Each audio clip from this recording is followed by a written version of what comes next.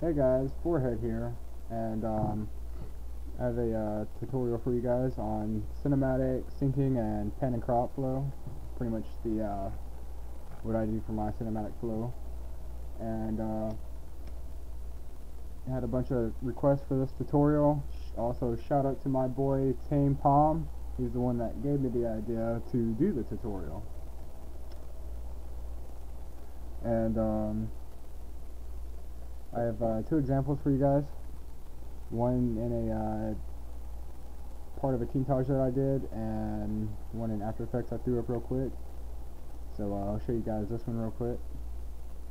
I just wanna go home, and it's almost like please, I've been clean. Walked away and then I watched you leave. Lie to me so Okay. Here is the second example I have.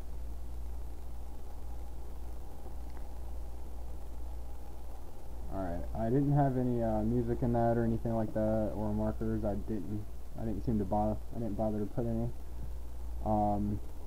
But here we go. So pretty much what you do is, you have your music, you have your markers. If you were doing it like between two different markers, which is usually when you would do it,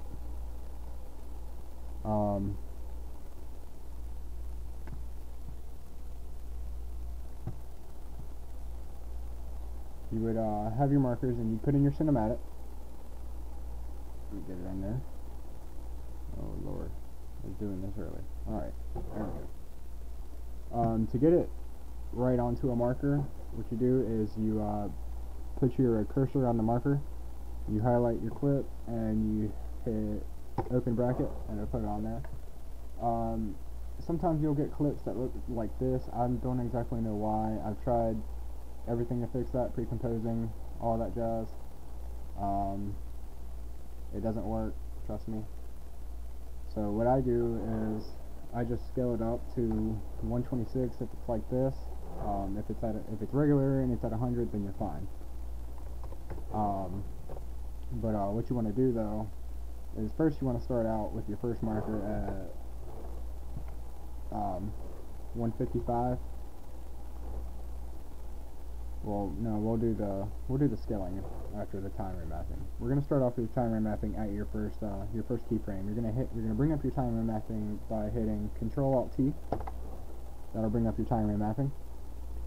And if you have a clip that starts out where your little keyframe, your first keyframe starts out on the marker, then you're fine. If it starts out way back here, that's still alright. Let's say if you had a clip that just was frozen for a few frames and then it started, that's completely fine. Just leave it as is. But what you want to do is you want to go to your second keyframe where it would be at, and hold on.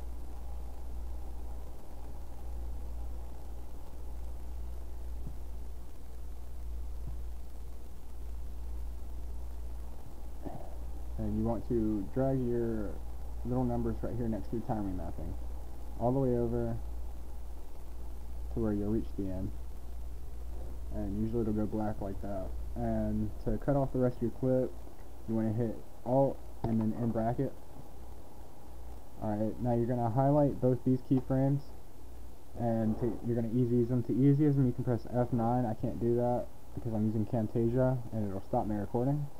So I'm going to highlight them, right click on one of them, hit Keyframe Assistant, and then Easy Ease.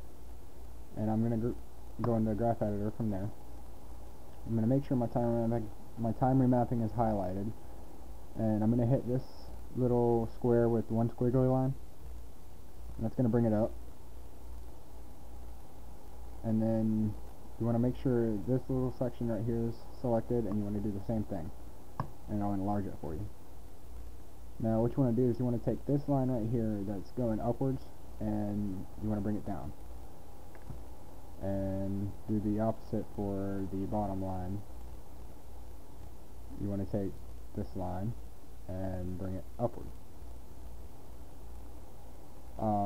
Usually what I like to do is I'll take these little lines right here and I'll use them as key references.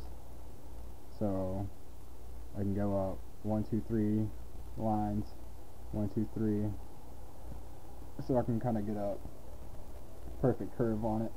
You want to have these parts pretty curvy because what it's doing is it's going inward fast, throughout the middle and slow, and then going out fast.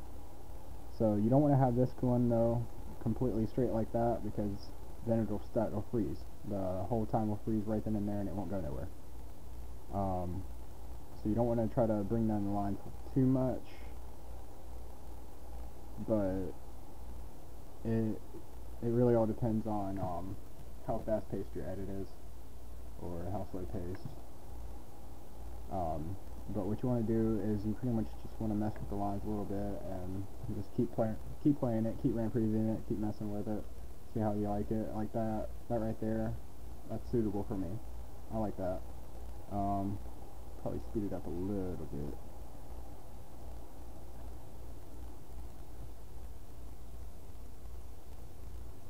Alright.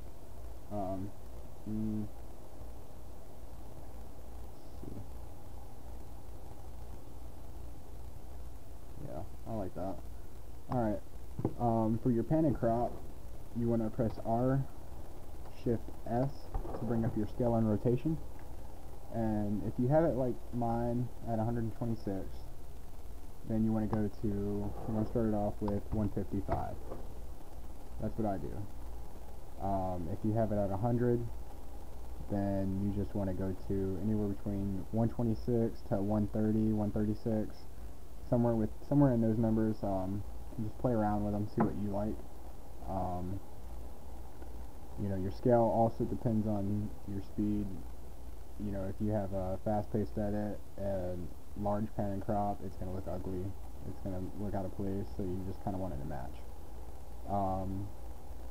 So you're going to go to your second keyframe, and you're going to make a keyframe. You're going to go to your second marker and make a keyframe at 155, and you kind of just want to eyeball the middle a little bit. And if you're at 155, go down to 128. That's what I do. And if you're at 126, 136, I'd go down to 104, 106, all depending. And you want to highlight these and easy use them. Go into your graph editor, make sure your scale is selected, and it'll look like this. What you want to do is you want to take each endpoint and you want to bring it down. Kind of match it up with this right here, with this line right here, as much as you can. It doesn't have to be perfect, but just try to make it close. That's what I do, and it'll look the smoothest that way. And then your scale is done. Now you want to go to your first frame, and depending on which way your clip is going, mine is going this way, so I'm going to do +6.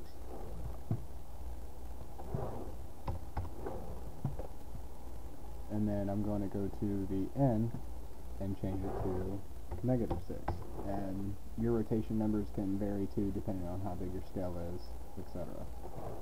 You're going to ease those. And what I like to do is I like to use the middle keyframe of the scale as a reference point to line up my rotation. You go into graph editor, make sure rotation is selected, scale out a little bit, and it's lined up dead, where the center of the scale is. And you want to make where your center scale is, you want to make that your rotation, the middle of your rotation, 0. So just trying to kind of play with it a little bit until you can hit 0, like so.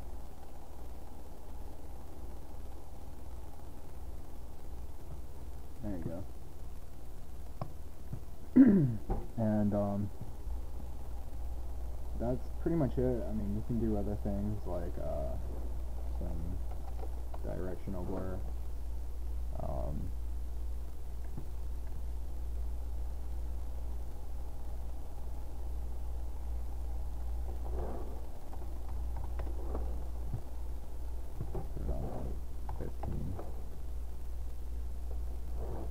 maybe 5, not too much, 6, depending.